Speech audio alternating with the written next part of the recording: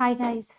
இன்னைக்கு நம்ம என்ன பார்க்க போறோம் அப்படின்னா, நார்மலா ஒரு லைட் வெயிட்டடான ஃபேப்ரிக் வந்து நம்மளுக்கு ஸ்டிச் பண்றதுக்கு ரொம்ப டிஃபிகல்ட்டா இருக்கும். ஆனா, அந்த அட் சேம் டைம் அந்த ஃபேப்ரிக் வந்து ரொம்ப டிரான்ஸ்பரண்டாவும் தெரியாது.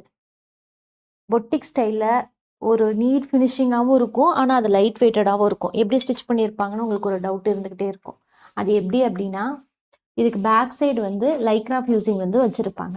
ஸோ இன்னைக்கு எப்படி அந்த லைக்ரா ஃபியூசிங் வச்சு அயர்ன் பண்றது அப்படின்னு தான் இன்னைக்கு நம்ம பார்க்க போறோம். ஃபேப்ரிக் வந்து இந்த மாதிரி கசங்கின மாதிரி இருக்கக்கூடாது. ஸோ இது ஃபியூசிங் போடுறதுக்கு முன்னாடி இது நீட்டாக அயர்ன் பண்ணி எடுத்துடணும். நீங்கள் எவ்வளோதான் லைனிங் போட்டாலும் ஸ்டிச்சிங் டிஃபிகல்ட்டிஸ் வந்து லைட் வெயிட் ஃபேப்ரிக்கில் இருக்கும். முக்கியமாக வந்து இந்த லைக்ரா ஃபியூசிங் போட்டால் நீங்கள் வாஷ் பண்ணக்கூடாது. ஒரு சில டிசைனர் கார்மெண்ட்ஸ், சில பொட்டிக் ஃபினிஷிங்கில் வந்து வரதெல்லாம் நம்ம வந்து ஒன்லி ட்ரை வாஷ் மட்டும் தான் கொடுக்கும். அந்த மாதிரியான கார்மெண்ட்ஸ்க்கு நீங்கள் யோசிக்கவே தேவையில்ல. நீங்கள் லைக்ரா ஃபியூசிங் வந்து போட்டுடலாம். லைக்ரா ஃபியூசிங்லேயே 2 ஷேட் அவைலபிளாக இருக்குது. ஒன்று ஒயிட்டு, ஒன்று பிளாக்கு.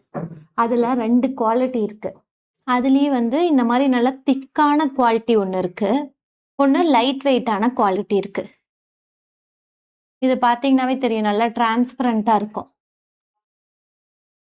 தெரியுதா? ஆனால் இது பார்த்தீங்கன்னா அந்த டிரான்ஸ்பரண்ட் இருக்காது, கொஞ்சம் நல்லா திக்காகவே இருக்கும். இன்னைக்கு நம்ம யூஸ் பண்ண போகிறது இந்த மாதிரி திக்காக இருக்கிற லைக்ரா ஃபியூசிங் தான். ஆஃப்டர் அயனிங்க்கு அப்புறம் இந்த ஃபேப்ரிக் வந்து நல்லா வித் வைஸ் அதிகமாக இருக்கும். உங்களுக்கு எவ்வளோ தேவையோ ஃபேப்ரிக் ஏற்ற மாதிரி இதை அயன் பண்ணி எடுத்துக்கலாம். நெக்லைனில் வேணா நெக்லைனில், பிரின்சஸ் லைனில் வேணா பிரின்சஸ் லைனில், ஆல் ஓவர் ப்ளவுஸுக்குமே நான் இதில் வந்து அப்ளை பண்ண போகிறேன். எவ்வளோ தேவையோ அவ்வளோ நம்ம கட் பண்ணிவிட்டு யூஸ் பண்ணிக்கலாம். இது அங்கங்கே இப்படி கட்டாக இருந்தால் கூட, இப்போ எனக்கு சின்னதாக தான் இருக்குது, இப்போ எனக்கு கட்டாய் இருக்குனாலும் ஒன்றும் ப்ராப்ளம் கிடையாது. இங்கே ஒரு பீஸ் வச்சுக்கலாம். ஏன்னா இதுக்கு பேக் சைடு வந்து க்ளூ இருக்குது. இந்த க்ளூ சைடு ஃபேப்ரிக்கோடைய பேக் சைடு வந்து இந்த மாதிரி ஆகிடும்.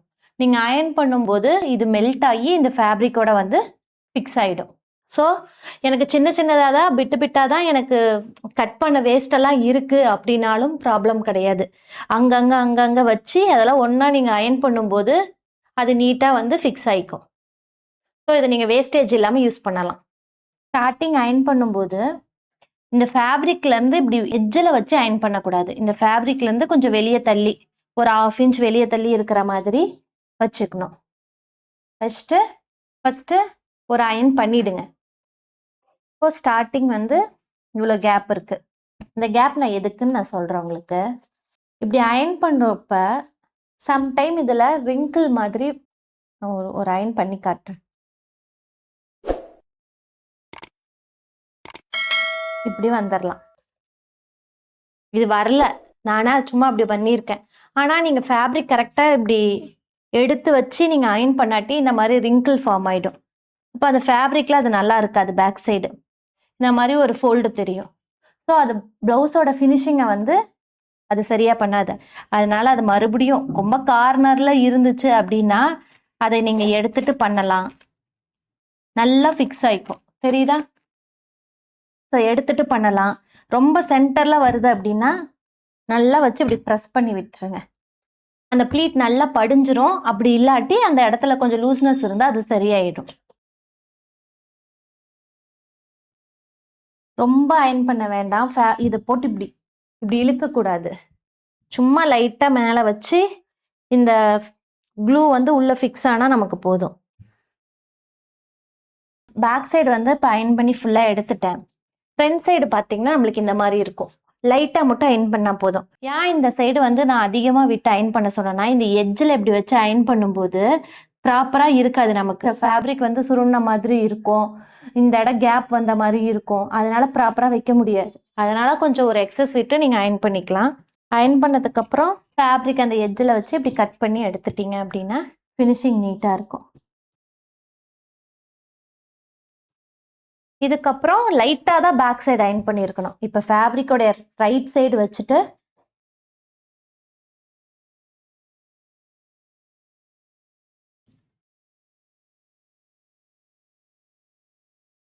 அதுக்கப்புறம் நீட்டாக அயன் பண்ணி எடுத்திங்கன்னா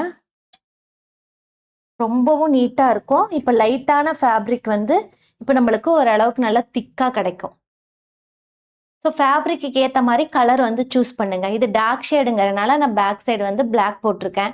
இதுவே லைட் ஷேடடா இருந்தா நீங்க ஒயிட் கூட போட்டுக்கலாம். ஓகே. இப்ப நான் சொன்னேன்ல இந்த மாரி வேஸ்ட் எல்லாம் இருக்கும். இது ரொம்ப குட்டி. ஆனா இத விட பெருசு பெருசெல்லாம் கொஞ்சம் வேஸ்ட் ஆகும்னு வச்சுக்கோங்களேன். நான் ஃபார் எக்ஸாம்பிள்க்கு எடுத்திருக்கேன்.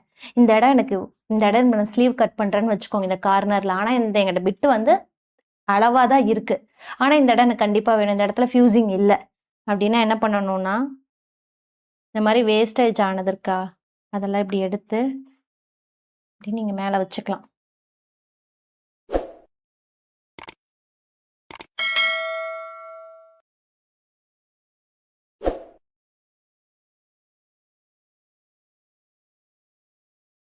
இப்டி அயர்ன் பண்ணதுக்கு அப்புறம் ஃபேப்ரிக்கோடைய ஃப்ரண்ட் சைடு திருப்பி பார்த்தீங்கன்னா, நம்மளுக்கு எந்த டிஃபரன்ஸுமே தெரியாது.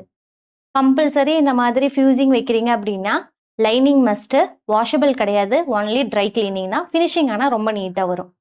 இப்ப நம்மளுக்கு ஈஸியான கொஞ்சம் ஸ்ட்ரெச் பண்ணி அடிக்கிறதுக்கு, ஃபேப்ரிக் காம்ப்ளிகேட்டடான டிசைன்ஸ் அடிக்கிறதுக்கு, அதோடைய ஃபினிஷிங் வந்து இன்னும் ரொம்ப அழகாவே அந்த அவுட்புட் வெளிய வரணும் அப்டின்னா, நீங்க இந்த லைக்ரா ஃபியூசிங் யூஸ் பண்ணி அயர்ன் பண்ணி பார்க்கலாம். Thank you.